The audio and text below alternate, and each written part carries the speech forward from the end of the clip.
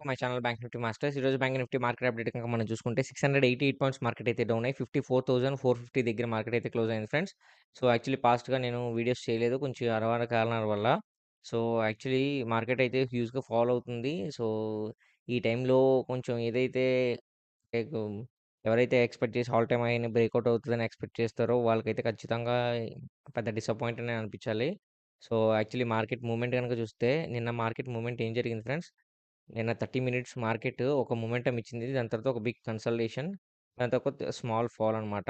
But ఏదైనా momentum అనేది ఇక్కడ జరిగిపోయింది. దాని తర్వాత ఇంకా హ్యూజ్ కన్సల్టేషన్ అయితే జరిగింది. ఈ మిడిల్ ఆఫ్ ద టైమ్‌లో ఎవరైతే ఎంట్రీ తీసుకున్నారో వాళ్ళకైతే ఖచ్చితంగా లాస్ వచ్చిందని చెప్పాలి.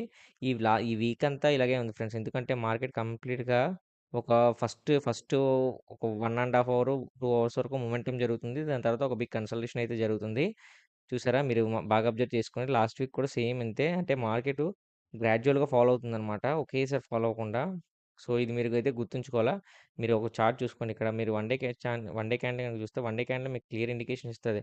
చూసారా? వన్ డే క్యాండిల్‌లో మార్కెట్ అయితే ఎలా అయితే ఇదవుతుందో, సో, గ్రాడ్యుయల్‌గా ఫాలో అయిపోతుందనమాట. సో, ఇది ఏ లెవెల్ వరకు ఫాలో అవుతుందనేది క్లియర్‌గా చెప్తా చూడండి ఈ వీడియోలో. మార్కెట్ అయితే యాక్చువల్లీ మొన్న ఇదేదైతే మనం స్ట్రాంగ్ సపోర్ట్ జోన్ అనుకున్నామో ఇదైతే బ్రేక్‌ఔట్ ఇచ్చేసింది ఫ్రెండ్స్. సో, బ్రేక్‌ఔట్ ఇచ్చింది. మార్కెట్ అయితే బిగ్ ఫాల్ అనేది జరిగింది.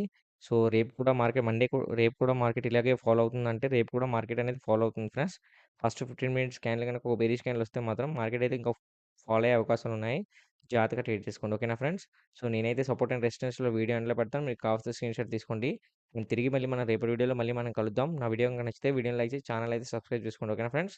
సో, జాగ్రత్తగా ట్రేడ్ చేసుకోండి. మార్కెట్ అయితే ఫాలో అయ్యే అవకాశం ఉంది. ఎట్టి పరిస్థితుల్లోను ట్రాప్ మూవ్‌మెంట్‌కి అయితే గురి కావద్దు. ట్రాప్ మూవ్‌మెంట్ అని ఏం లేదు. మళ్ళీ ఇక్కడ రేపు మార్కెట్ కొంచెం రికవరీ అయినట్టు కనిపించినా సరే, లేదంటే మార్కెట్ కొంచెం రికవరీ అయ్యి ఈ మధ్యలో కన్సల్టేషన్ అయ్యే ఛాన్స్ ఎక్కువుంది. సో, దానికి లాంగ్ టైమ్ హోల్డింగ్ అయితే పెట్టుకోవద్దు కాల్ సైడ్. ఎందుకంటే రిస్క్ అనమాట. మాక్సిమం చూడండి మార్కెట్ గనుక ఏదో ఫేవర్ ఉంటే పుట్ సైడ్ ఉండడానికే ట్రై చేయండి. ఓకేనా ఫ్రెండ్స్?